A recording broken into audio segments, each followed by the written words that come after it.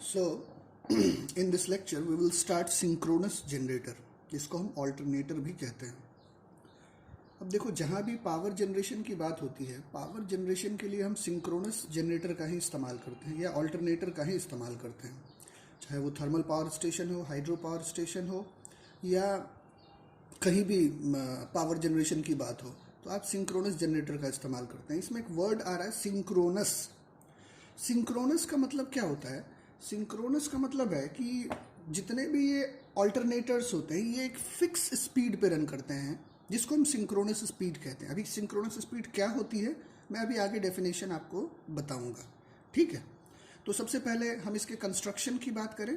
इसमें भी other than rotating machines, बाकी जो अदर रोटेटिंग मशीन्स होते हैं उन्हीं के जैसा इसमें भी दो पार्ट होते हैं, स्टेशनरी पार्ट और रोटेटिंग पार्ट, ठीक है।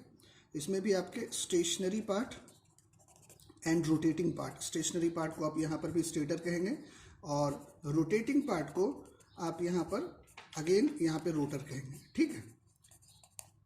अब देखो, डीसी मशीन में आपने क्या किया था कि रोटर में आर्मेचर को रखा था और स्टेटर में आपने फील्ड को रखा था। डीसी में हमने क्या किया था, स्टेटर में हमने फील्ड को रखा था और रोटर में हमने आर्मेचर को रखा था डीसी मशीन में। अच्छा, ऐसा क्यों जरूरी है कि हम डीसी मशीन में आर्मेचर को रोटर में ही रखें? देखो, डीसी मशीन में यही कॉन्फ़िगरेशन कंपलसरी है, बिकॉज आर्मेचर जब तक रोटर में नहीं होगी तब तक commutation process is not possible. Commutation, जिसको हम एसी को डीसी में मैकेनिकल तरीके से कन्वर्ट करते हैं, तो कम्यूटेशन इज नॉट पॉसिबल जब तक आर्मेचर हमारी रोटेटिंग ना हो, आर्मेचर हमारा रोटेट ना करे। तो इस वजह से ये कंपलसरी है कि आर्मेचर हमारी रोटेटिंग पार्ट में हो। लेकिन सिंक्रोनस मशीन में अगर बात करें हम सिंक्रोनस जनरेटर में, तो सिंक्रोनस जनरेटर में स्टेशनरी पार्ट में हम आर्मेचर को रखते हैं, ठीक है। आर्मेचर हमारी स्टेशनरी होती है और रोटर पार्ट में इसमें हम फील्ड को रखते हैं, मतलब फील्ड वाइंडिंग हमारी रोटर पार्ट में होती है। ऐसा क्यों? एक तो है कि देखो, आर्मेचर की जो, वैसे इसके बहुत सारे रीजन है, 9-10 रीजन है, लेकिन उतना डिटेल हम यहाँ डिस्कस नहीं करेंगे। मोटे तौर पे देखो, आर्मेचर की जो साइज होती है बहुत ज़्यादा होती है, हेवी साइज होती है आर्मेचर की, ठीक है। हेवी साइज होने के कारण अगर आप इसको रोटर पार्ट में रखें और आप इसको रोटेट कराएं तो there will be huge centrifugal force, और अगर सेंट्रीफ्यूगल फोर्स बहुत ज़्यादा होगी तो ये क्या करेगी, it will damage the construction of machine. एक बात हुई। दूसरी बात है कि अगर आप आर्मेचर को रोटर पार्ट में रखो तो एक चीज़ और है, आर्मेचर में चूंकि ये बहुत ही हेवी वोल्टेज पर ऑपरेट होती है, करंट बहुत ज़्यादा होती है, तो इसमें हीटिंग बहुत ज़्यादा होती है। हीटिंग के कारण हमें इसमें फ्लेक्सिबल वाटर ट्यूब कनेक्शंस, जैसे आप गांव में देखते होंगे आटा चक्की होता है, तो आटा चक्की में ठंडा पानी उसमें अंदर जाएगा उसको ठंडा करने के लिए, और फिर वही पानी बाहर गिरता है गर्म। जब वो बाहर गिरेगा तो थोड़ा सा गर्म हो जाता है, तो बार बार ठंडा पानी अंदर जाएगा और बाहर जो है वो गर्म पानी अंदर के हीट को एब्जॉर्ब करते हुए बाहर वो गिरता है। ये हम क्यों लगाते हैं? ताकि उसकी कूलिंग हो सके। अब कूलिंग भाई क्यों जरूरी है? कूलिंग इसलिए जरूरी है कि अगर कूलिंग प्रॉपर नहीं होगी तो मशीन हीटअप होगी। हीटअप होने के कारण जो उसके आर्मेचर की वाइंडिंग है या उसमें जो वाइंडिंग है उसका इंसुलेशन डैमेज हो जाएगा। इंसुलेशन अगर डैमेज हो गया तो मशीन हमारी शॉर्ट कर जाएगी। तो आर्मेचर में एक तो आर्मेचर की हेवी साइज है, बहुत ज़्यादा है, बहुत बड़ा कंस्ट्रक्शन है, जिसको अगर आप रोटर पार्ट में रखोगे, रोटेट कराने की कोशिश करोगे, तो there will be huge centrifugal force which may damage the construction of machine. साथ ही साथ आर्मेचर को कूल करने के लिए भी हमें कूलिंग अरेंजमेंट लगाना है, तो आर्मेचर में भी हम फ्लेक्सिबल वाटर ट्यूब कनेक्शंस लगाते हैं। फ्लेक्सिबल वाटर ट्यूब कनेक्शंस, तो ये इजिली इंस्टॉल हम तभी कर सकते हैं जब आर्मेचर हमारी स्टेशनरी हो, रोटेटिंग नहीं हो। अगर आर्मेचर हमारी रोटेटिंग होगी, उसमें आप फ्लेक्सिबल वाटर ट्यूब कनेक्शन लगाएंगे, तो ये मैकेनिकली पॉसिबल नहीं है। और भी बहुत सारे रीजन है जिसकी वजह से हम आर्मेचर को स्टेशनरी पार्ट में रखते हैं, और ये हमारे लिए बहुत ही एडवांटेजियस होता है, ठीक है। ऐसे आप याद रखेंगे। और जो फील्ड वाइंडिंग है इसको हम रोटर में रखेंगे। फील्ड वाइंडिंग हमारी लो पावर होती है। जो फील्ड वाइंडिंग है इसकी पावर बहुत ज़्यादा नहीं होती है, लो पावर होती है इसकी। लो पावर होने के कारण वाइंडिंग हम इसमें कम इस्तेमाल करते हैं। अगर कम वाइंडिंग आप इस्तेमाल करेंगे तो हेवी नहीं होगी, लाइट होगी, लाइटर होगी। और लाइटर होने के कारण अगर लो पावर है तो कम वाइंडिंग आप इस्तेमाल करेंगे। कम वाइंडिंग इस्तेमाल करने के कारण ये रोटर लाइटर होगी, और लाइटर होगी तो आप इसको ज़्यादा से ज़्यादा स्पीड पे आप इसको रोटेट करा सकते हैं, और more output can be taken from the machine. जो मैंने बातें बताई है इसको अक्षरशः नोट कर लेना, ठीक है। तो फील्ड वाइंडिंग इसमें कम पावर का इस्तेमाल करते हैं। फील्ड वाइंडिंग आपने पढ़ा था, मैंने बताया भी था कि फील्ड वाइंडिंग का मतलब डीसी सप्लाई, जो वहाँ पे वाइंडिंग है उसमें हम डीसी सप्लाई देंगे, ठीक है। तो डीसी सप्लाई देंगे, डीसी सप्लाई बहुत ज़्यादा वोल्टेज पे नहीं होता है। फॉर एग्जाम्पल आप ऐसे समझो कि अगर आर्मेचर में 11 केवी पे पावर जनरेट हो रहा है, 11,000 वोल्ट पे पावर जनरेशन हो रहा है, तो फील्ड वाइंडिंग में जो डीसी सप्लाई देते हैं आप करीब करीब 500 वोल्ट के आसपास होती है। तो 500 वोल्ट बहुत ज़्यादा, मतलब आपको यहाँ पे वाइंडिंग की ज़रूरत नहीं है। मान लो आपने इसमें 1 मेगावाट की पावर सप्लाई दी है, ठीक है, फील्ड वाइंडिंग में, और आर्मेचर में आप करीब करीब 200 MVA का पावर जनरेट करते हैं, which is a huge power, ठीक है। तो जो फील्ड वाइंडिंग है इसकी पावर कम होती है, पावर कम होने से जो हम वाइंडिंग इस्तेमाल कर रहे हैं वो कम वाइंडिंग इस्तेमाल करते हैं, तो रोटर हमारी लाइटर होगी, हल्की होगी, और अगर लाइटर रोटर है तो इसको आप ज़्यादा से ज़्यादा स्पीड पे रोटेट करा सकते हैं, और ज़्यादा output, more output can be taken from the machine, ठीक है। सो सिंक्रोनस मशीन में आर्मेचर को हम स्टेटर में और फील्ड को हम रोटर में रखते हैं, ठीक है, ये क्लियर है। अब बात करें हम किस तरह का कंस्ट्रक्शन लेते हैं। बोथ जो हमारी आर्मेचर है एंड फील्ड, या आप इसको ऐसे कह सकते हैं स्टेटर एंड रोटर, ये जो दोनों है वो फेरोमैग्नेटिक मटेरियल की बनी होती है। फेरोमैग्नेटिक मटेरियल में मतलब क्या हो गया, ये हाई ग्रेडेड सिलिकॉन स्टील लेमिनेशंस। जो हमारे स्टेटर और रोटर है ये दोनों हाई ग्रेडेड सिलिकॉन स्टील लेमिनेशंस के बने होते हैं, पतले पतले लेमिनेशंस से बने होते हैं। हर एक 2 लेमिनेशंस के बीच में माइका या वार्निश का एक इंसुलेशन का लेयर होता है, और उसको हम एक स्टैक करके फिर उसके या तो अंदर के हिस्से पे या तो बाहर के हिस्से पे हम स्लॉट्स कट करते हैं। अब देखो आर्मेचर के यहाँ पे सिंक्रोनस मशीन में आर्मेचर के, ध्यान से सुनना मेरी बात, आर्मेचर के इनर पेरिफेरी पे, अंदर के हिस्से पे हम स्लॉट्स कट करते हैं, ठीक है, और फील्ड के हम आउटर पेरिफेरी पे, बाहर के हिस्से पे हम स्लॉट्स कट करते हैं, ठीक है। आर्मेचर में अंदर के हिस्से पे हम स्लॉट्स कट करते हैं, उनमें हम कंडक्टर्स को रखते हैं, और वो कंडक्टर्स आपस में जुड़ करके वाइंडिंग बनाती है, ठीक है। और फील्ड में हम बाहर के हिस्से पे स्लॉट्स कट करते हैं, और उन कंडक्टर्स को आपस में जोड़ करके हम फील्ड वाइंडिंग बनाते हैं, ठीक है। तो देखो आर्मेचर के बाहर अंदर के हिस्से पे हम स्लॉटिंग करते हैं, मतलब कंडक्टर यहाँ रखा है, ध्यान से देखो मेरी बात, यहाँ पे कंडक्टर्स आपके रखे हुए, ठीक है। ये जो इनर पेरिफेरी है, अंदर के हिस्से पे हमने कंडक्टर्स को रखा है। अब ये कंडक्टर्स आपस में जुड़ करके वाइंडिंग बनाएंगे, ठीक है। अब दूसरी एक और चीज, जो सिंक्रोनस जनरेटर है ये पावर जनरेशन 3 फेज के फॉर्म में करता है। अब भाई ये 3 फेज को यहाँ पे हम आर्मेचर में कैसे दिखाएं, समझो आप, ये मान लो पूरा कंस्ट्रक्शन इस तरह से, ये आपकी आर्मेचर है, तो पूरा आर्मेचर अगर आप इसको बात करो तो पूरा armature this will be equal to 360 degree. अच्छा, इलेक्ट्रिकल डिग्री और मैकेनिकल डिग्री में भी फर्क होता है। अब क्या फर्क होता है इतना डिटेल आपको नहीं जानना है, अगर मैं थोड़ा सा ब्रीफ करूं तो theta electrical this is equal to P/2 theta mechanical. ये आपके पास जानकारी के लिए मैंने बताया है, ये आपको डिटेल जानने की यहाँ पे कोई जरूरत नहीं है। तो electrical degree this is equal to P/2, P मतलब number of pole divided by 2 is equal to theta mechanical degree के बराबर। अब ऐसे समझो आप, आर्मेचर में, पूरा आर्मेचर में 360 डिग्री, ये एक सर्कल के तौर पे है। अब हमें इसमें 3 फेज वाइंडिंग देनी है। मान लो आर्मेचर में आपके, सपोज फॉर एग्जांपल आर्मेचर में आपके 240 क्वाइल्स हैं, ध्यान से समझिएगा मेरी बात। आर्मेचर में 360 डिग्री है और पूरे आर्मेचर में 240 क्वाइल हैं, ठीक है।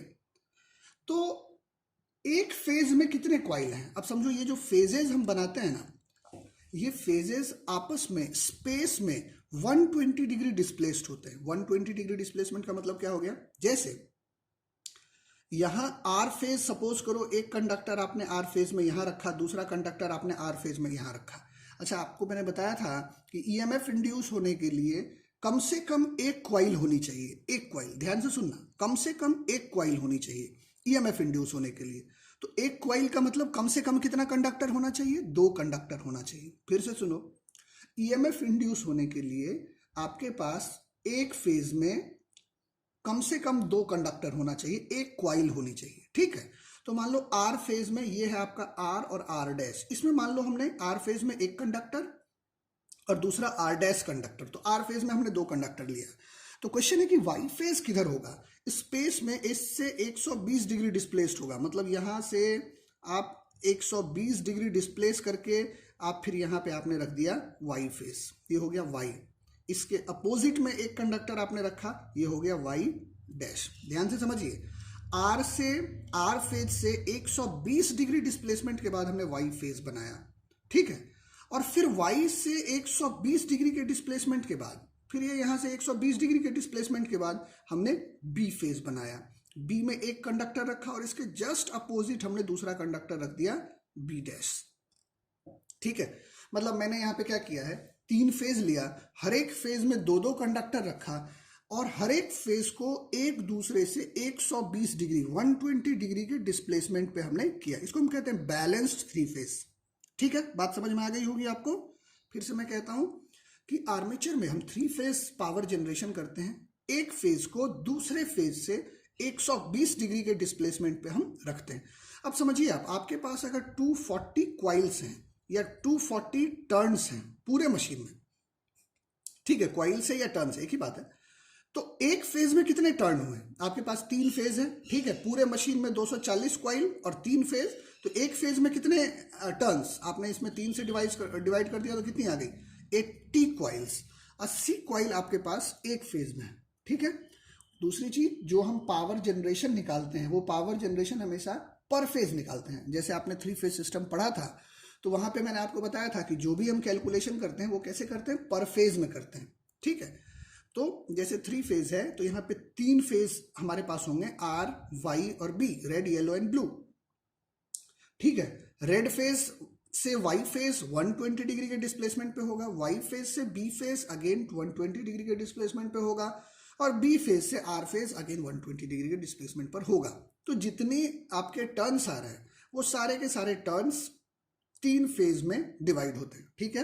ये मैंने आपको बेसिक चीजें बताई।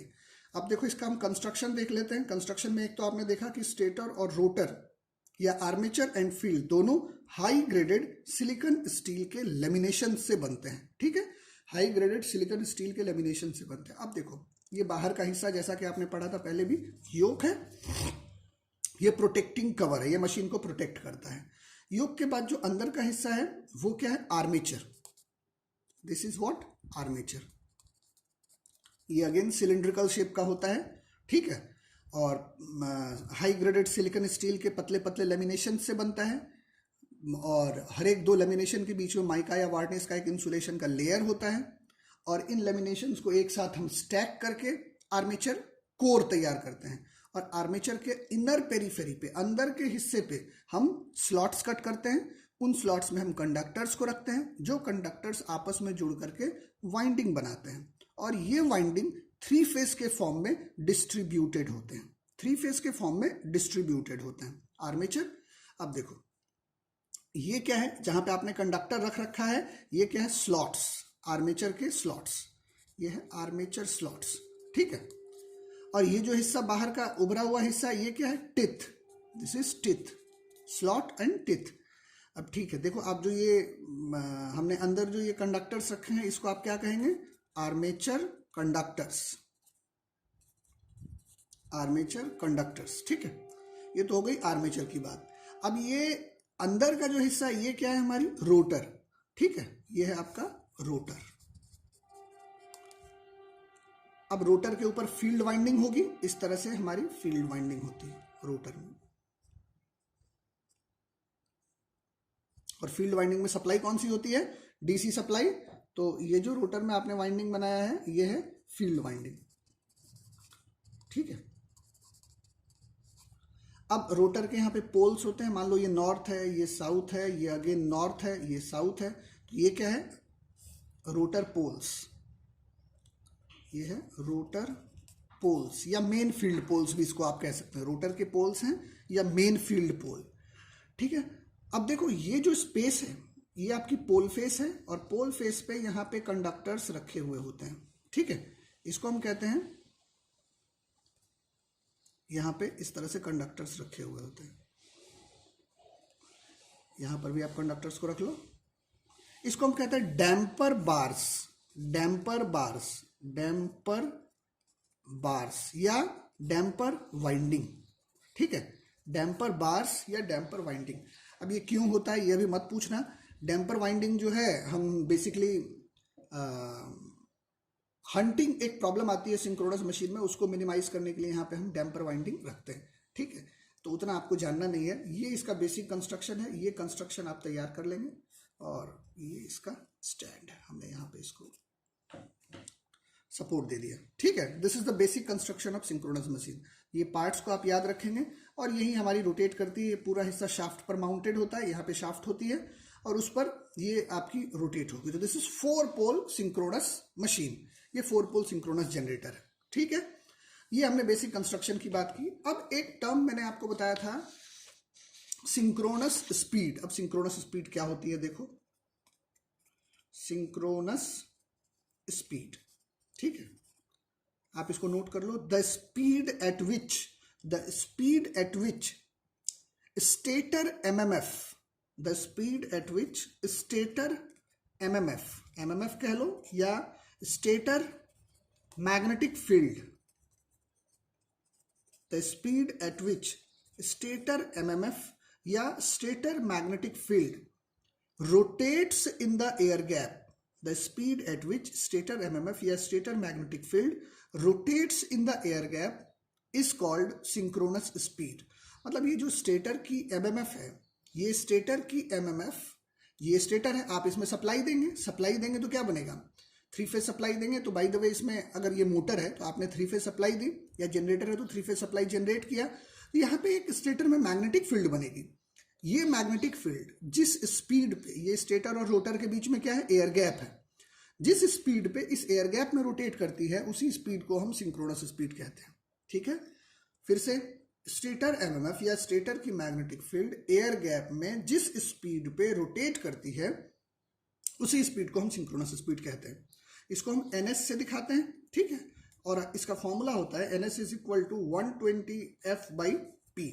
यहाँ पे p क्या है, नंबर ऑफ पोल, f क्या है, फ्रीक्वेंसी, ns क्या है, सिंक्रोनस स्पीड।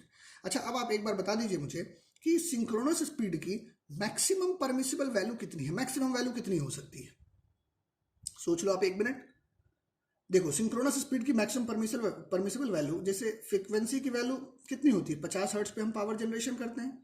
अच्छा, अब पोल की वैल्यू मिनिमम होनी चाहिए तभी ये मैक्सिमम होगी एनएस। तो पोल की मिनिमम वैल्यू कितनी पॉसिबल है, 2।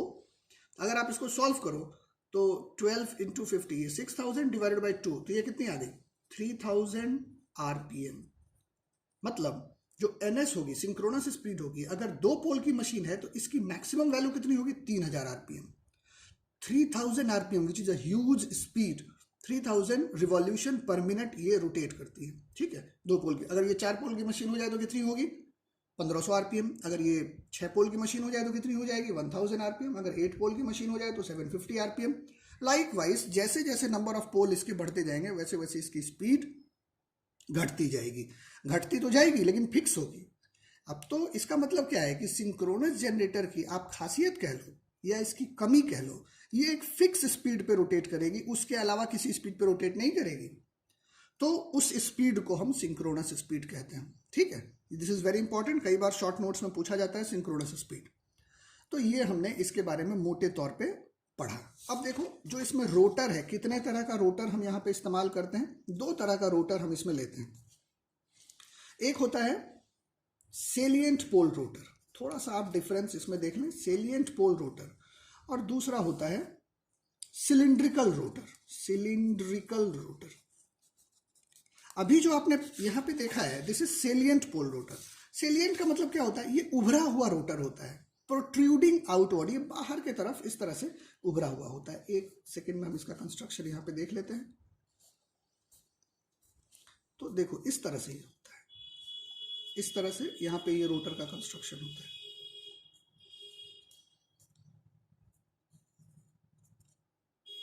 तो इसको हम कहते हैं दिस इज प्रोट्रूडिंग आउटवर्ड, ये रोटर का कंस्ट्रक्शन है। ठीक है, अब ये जो रोटर होता है ये कैसा होता है, ये सिंपल जैसा स्टेटर होता है उसी तरह से ये रोटर होता है, इस तरह से इसका कंस्ट्रक्शन होता है। स्लॉटेड कंस्ट्रक्शन जिसको आप कह सकते हैं, स्लॉटेड कंस्ट्रक्शन इस रोटर का होता है।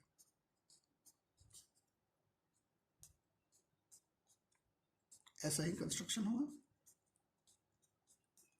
ठीक है।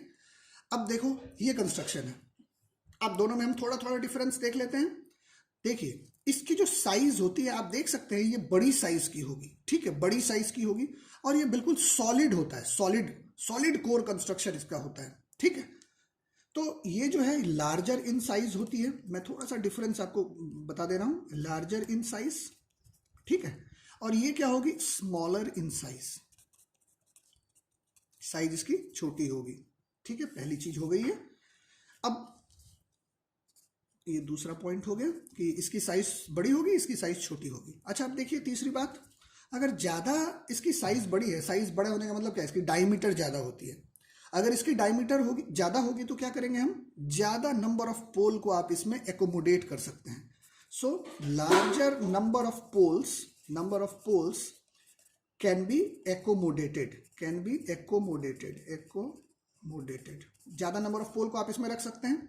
और इसमें क्या है, अगर इसकी साइज छोटी है तो बहुत कम नंबर ऑफ पोल को कैन बी एकोमोडेटेड, आप इसमें रख सकते हैं, ठीक है। इसमें बहुत कम नंबर ऑफ पोल को आप रख पाएंगे। अच्छा अब और देख लो आप, अगर फ्यूअर नंबर ऑफ पोल है तो अगर नंबर ऑफ पोल ज्यादा तो स्पीड क्या हो जाएगी, NS = 120 F/P, तो F तो फिक्स है, तो अगर ज्यादा नंबर ऑफ पोल तो इसकी स्पीड क्या होगी, NS इसकी क्या होगी, स्मॉलर, सिंक्रोनस स्पीड इसकी स्मॉलर होगी। It runs at smaller speed, ज्यादा स्पीड पे ये रन नहीं करती है। और इसमें अगर नंबर ऑफ पोल कम है तो इसकी NS क्या हो जाएगी, सिंक्रोनस स्पीड क्या होगी, ज्यादा होगी। तो इसमें 2 पोल या 4 पोल से ज्यादा नहीं होता है, लेकिन इसमें बहुत नंबर ऑफ पोल, 24 पोल, 28 पोल, इस तरह से बहुत ज्यादा नंबर ऑफ पोल इसमें होते हैं, ठीक है। तो ये स्मॉलर स्पीड पे रन करेगी और ये लार्जर स्पीड पे रन करेगी, ठीक है। अब 5वां पॉइंट हम देखें। देखो अगर आप देखो यहाँ पे आप इस तरह बाहर जो कंस्ट्रक्शन है ये क्या है, स्टेटर, ठीक है, मतलब आपकी आर्मेचर है। तो अगर आप गौर करिए तो आर्मेचर और रोटर, मतलब स्टेटर और रोटर के बीच में जो एयर गैप है, देखो यहाँ पे मिनिमम है, और जैसे जैसे आप इस तरफ आएंगे तो एयर गैप क्या होगी, बढ़ती जाएगी। यहाँ पे जो एयर गैप है ये क्या है, मैक्सिमम है। फिर इधर आप जाएंगे तो धीरे धीरे कम होती जाएगी। तो स्टेटर और रोटर के बीच में जो एयर गैप है वो क्या है, नॉन यूनिफॉर्म है, एक जगह बिल्कुल कम है, एक जगह बिल्कुल ज्यादा है, ठीक है। लेकिन आप यहाँ पे देखो, अगर ये बाहर का कंस्ट्रक्शन, ये आपकी स्टेटर है, मतलब आर्मेचर है, तो ये जो एयर गैप है ये ऑलमोस्ट यूनिफॉर्म है, ठीक है। तो इसमें एयर गैप जो है वो क्या होगी, नॉन यूनिफॉर्म। और इसमें अगर एयर गैप की हम बात करें तो ये क्या होगी, ऑलमोस्ट यूनिफॉर्म, एग्जैक्ट तो नहीं लेकिन ऑलमोस्ट यूनिफॉर्म होती है, ठीक है। तो अच्छा इसमें एयर गैप मिनिमम कहाँ होती है, एयर गैप यहाँ पे मिनिमम होती है पोल सेंटर्स पे, एयर गैप मिनिमम होगी पोल के सेंटर पे। आप देख लो यहाँ पे देख सकते हैं आप, एयर गैप मिनिमम है। और मैक्सिमम कहाँ पे होगी, in between the poles, maximum in between the poles, ये हमारी एयर गैप जो है वो मैक्सिमम होगी, ठीक है। अब इसके एप्लीकेशन और भी इसमें डिफरेंस है, उतना डिटेल हम नहीं पढ़ेंगे। एप्लीकेशन, अब देखो ये कम स्पीड पे रोटेट करती है, तो इसका इस्तेमाल हम हाइड्रो पावर स्टेशन पे करते हैं, ठीक है, हाइड्रो पावर स्टेशन पे हम करते हैं। और इसका इस्तेमाल हम कहाँ करते हैं, थर्मल पावर स्टेशन पे, ये काफ़ी तेज रन करती है, काफ़ी ज़्यादा स्पीड पे रोटेट करती है। थर्मल पावर स्टेशन पे या स्टीम टरबाइन में जहाँ भी इस्तेमाल करेंगे तो थर्मल पावर स्टेशन पे इसका हम इस्तेमाल करेंगे, ठीक है। तो स्टीम टरबाइन या गैस टरबाइन जहाँ पे इस्तेमाल करेंगे वहाँ पे हम सिलिंड्रिकल रोटर का इस्तेमाल करेंगे, और जहाँ पे हम हाइड्रो पावर स्टेशन हो तो वहाँ पे हम सेलिएंट पोल ऑल्टरनेटर का इस्तेमाल करेंगे। ये बेसिक डिफरेंस है, कई बार पूछ दिया जाता है, आप इसको तैयार कर लेंगे, ठीक है। अब हम देखते हैं प्रिंसिपल ऑफ ऑपरेशन, इसमें बहुत ज़्यादा चीज़ हमें नहीं पढ़नी है। प्रिंसिपल ऑफ ऑपरेशन, कैसे ये ऑपरेट होती है,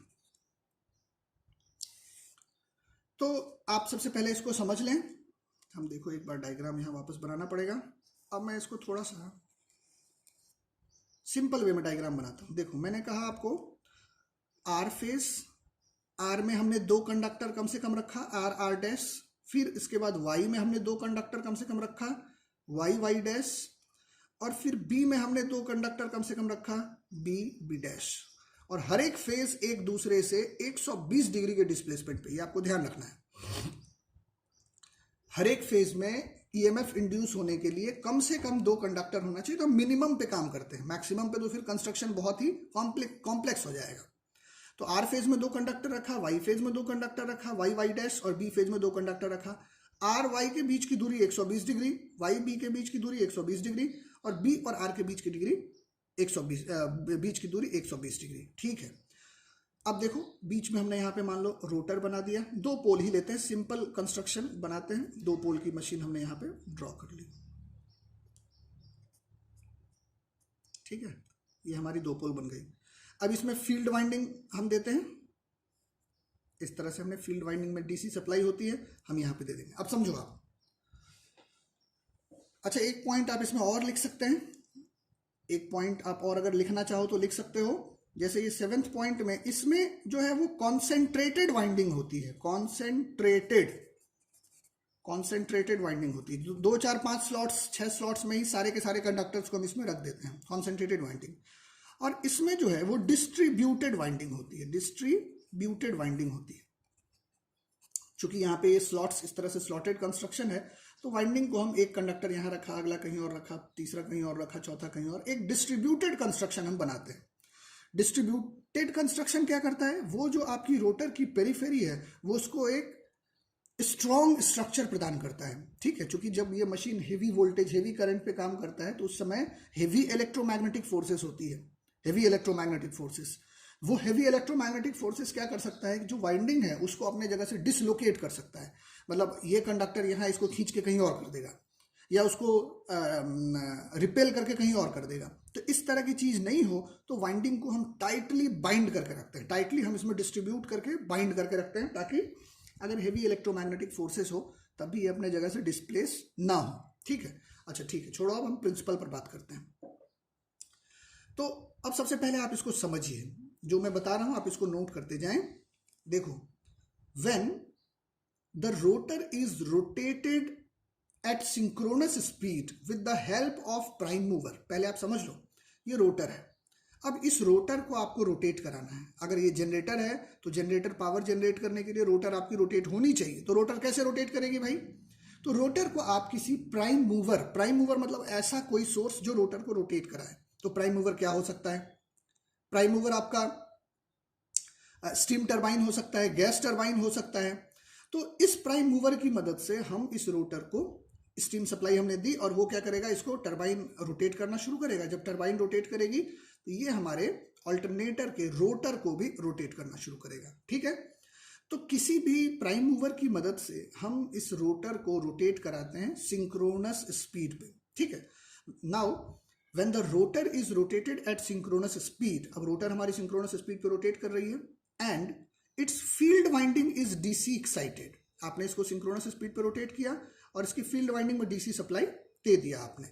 ठीक है, when the rotor is rotated at synchronous speed and its field winding is DC excited, तो अब क्या होगा, ये तो आपकी रोटेट कर रही है किस स्पीड पे, सिंक्रोनस स्पीड पे।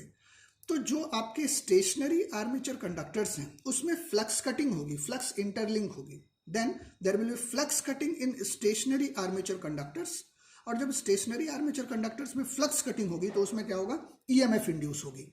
ठीक है, और जो ईएमएफ इंड्यूस होगी उसकी डायरेक्शन हम फ्लेमिंग के राइट हैंड रूल से निकालेंगे, और जो उसकी मैग्नीट्यूड होगी वो E is equal to BLV के द्वारा हम निकालेंगे। तो आप नोट करो, when the rotor is rotated at synchronous speed with the help of a prime mover and its field winding is DC excited, there is flux cutting in stationary armature conductors. There is flux cutting in stationary armature conductors, and an EMF is induced in it, and an EMF is induced in it. The direction of induced EMF is given by Fleming's right hand rule, and its magnitude is given as E is equal to BLV. Its magnitude is given as E is equal to BLV. ठीक है, ये इसका principle of operation होगा जिसको आपने note किया। अब देखो हम देखते हैं कि भाई इसमें किस तरह से ईएमएफ इंड्यूस होती है और कैसे उसकी डायरेक्शन हम निकालेंगे। तो अब आप समझिए, एक डायग्राम हम और बना लेते हैं। तो जैसे आपने जो अभी देखा वो कुछ इस तरह से देखा कि आर डैश, ये Y dash, and this is B dash, और इसमें आपने यहाँ पे एक रोटर रख लिया। रोटर को आपने सिंक्रोनस स्पीड पे रोटेट करा दिया। तो आपने एक चीज देखा कि यहाँ रोटर में डीसी सप्लाई आपने दी थी, तो इसका मतलब क्या है, एक बार जो है वो करंट यहाँ अंदर की तरफ जाएगी या बाहर की तरफ, और तो अगर यहाँ करंट बाहर की तरफ जा रही है तो यहाँ करंट अंदर की तरफ जाएगी, ऐसा ही होगा।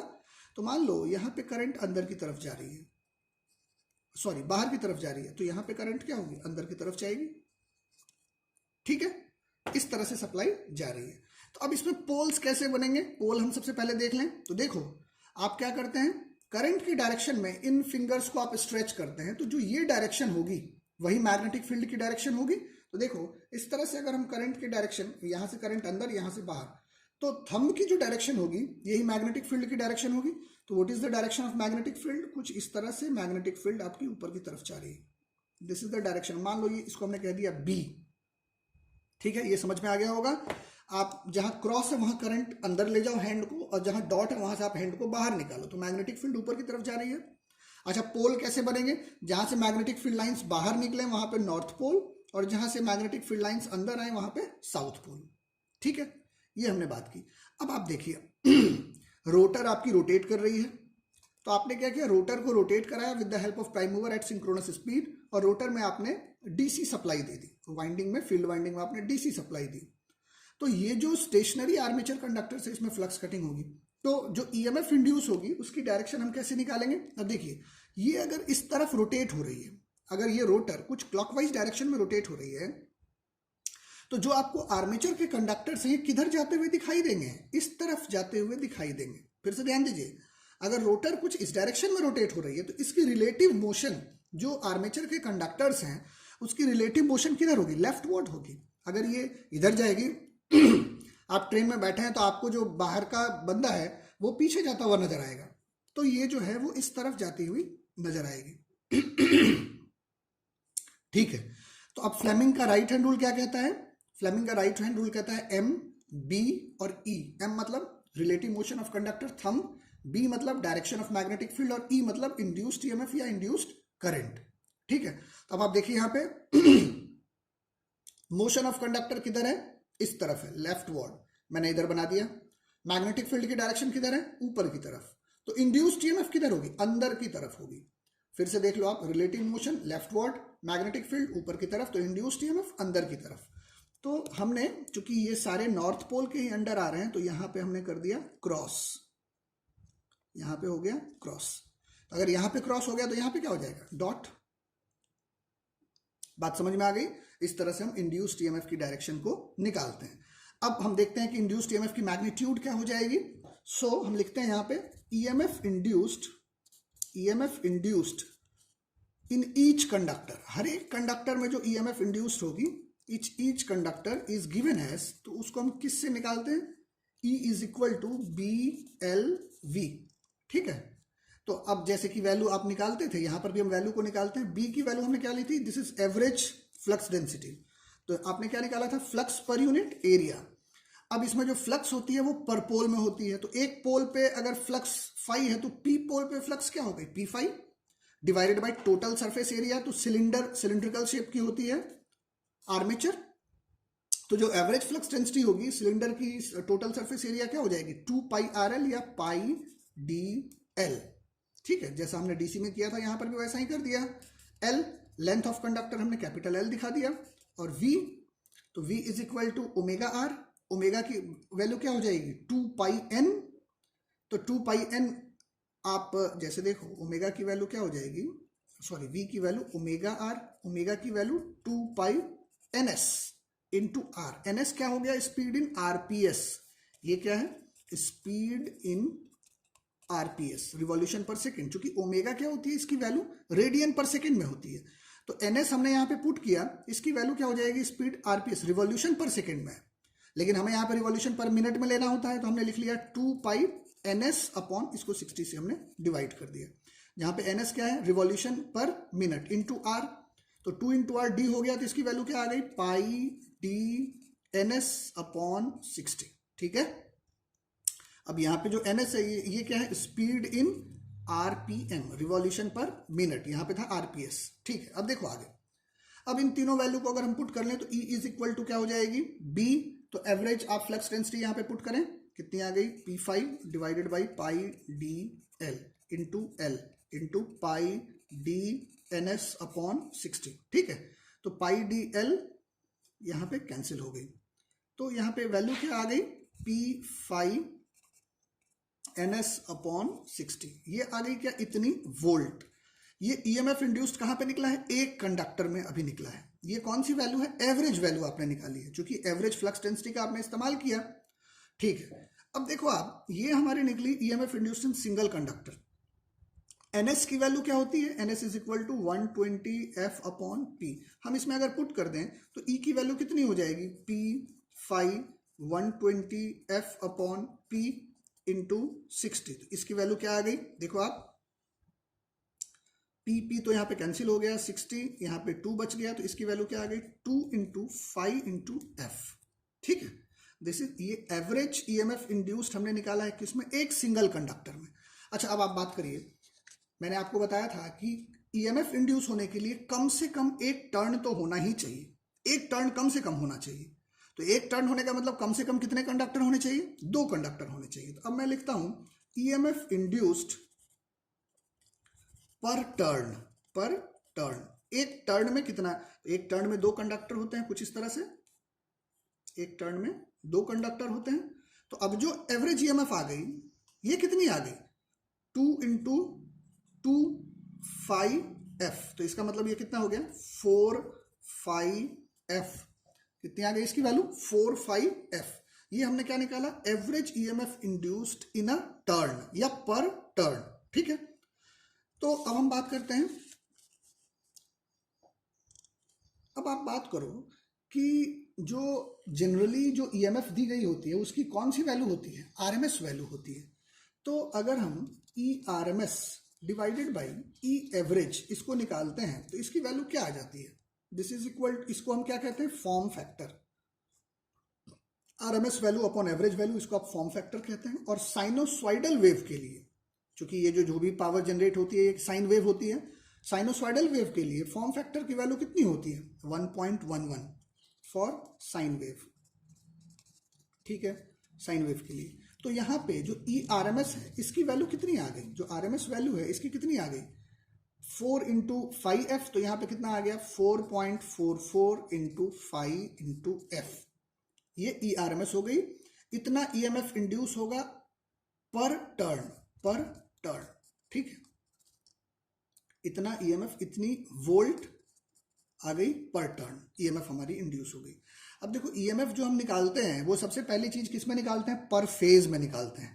तो RMS वैल्यू ही हम निकाल रहे हैं अब पर फेज में। ठीक है। अगर एक टर्न, मान लो एक टर्न में इतनी EMF इंड्यूस होती है, और अगर पर फेज में TPH is the number of turns, पर फेज में अगर मान लो 10 टर्न है एक टर्न में, एक फेज में, तो अब आप क्या करेंगे? इसमें 10 से मल्टीप्लाई कर देंगे। तो अब हमने कर दिया 4.44 5F TPH, जहां पे TPH क्या है? Number of turns per phase, number of turns per phase. एक फेज में इतनी EMF, इतना नंबर ऑफ टर्न्स। ठीक है। तो हमने क्या निकाला? पर phase EMF।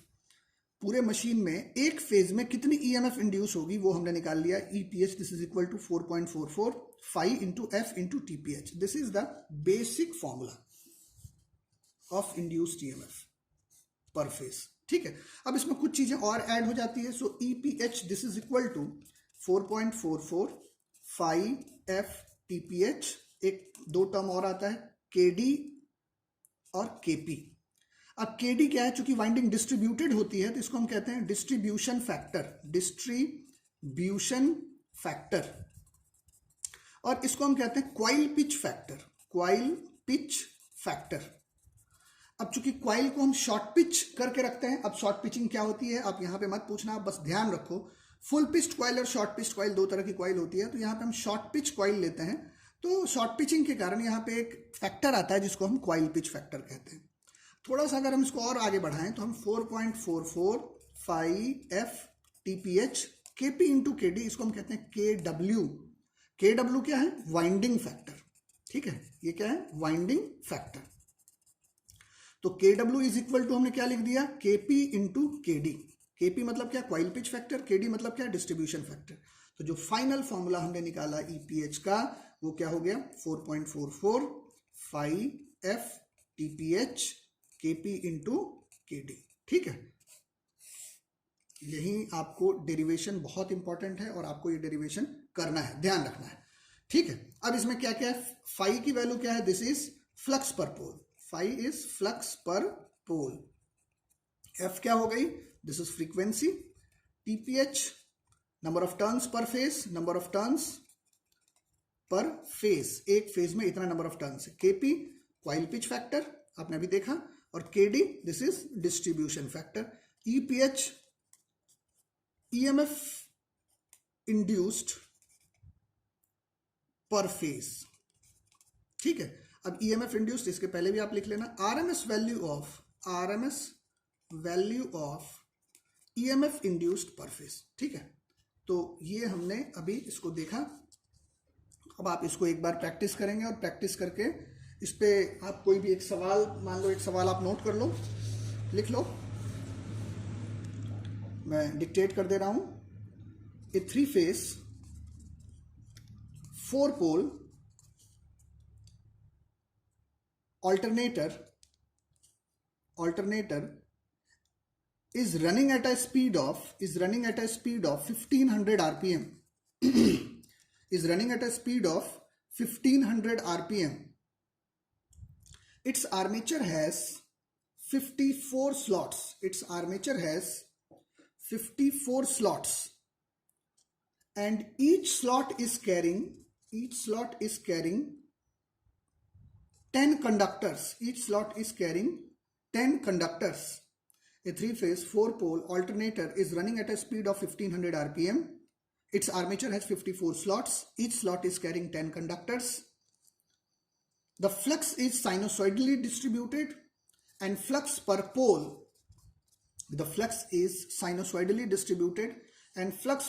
is 50 milliweber. So calculate phase and line EMF induced.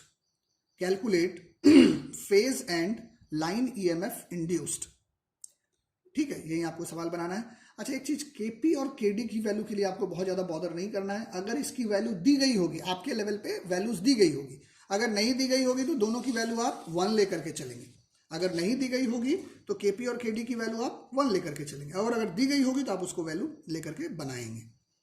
अच्छा, एक चीज ध्यान दीजिए, आप इसमें जो सवाल है इसमें आप लिख लेना, calculate phase and line EMF induced. Phase and line EMF दोनों आपको निकालना है, phase and line EMF induced. आप एक चीज इसमें और ऐड कर लो, ए 3-फेज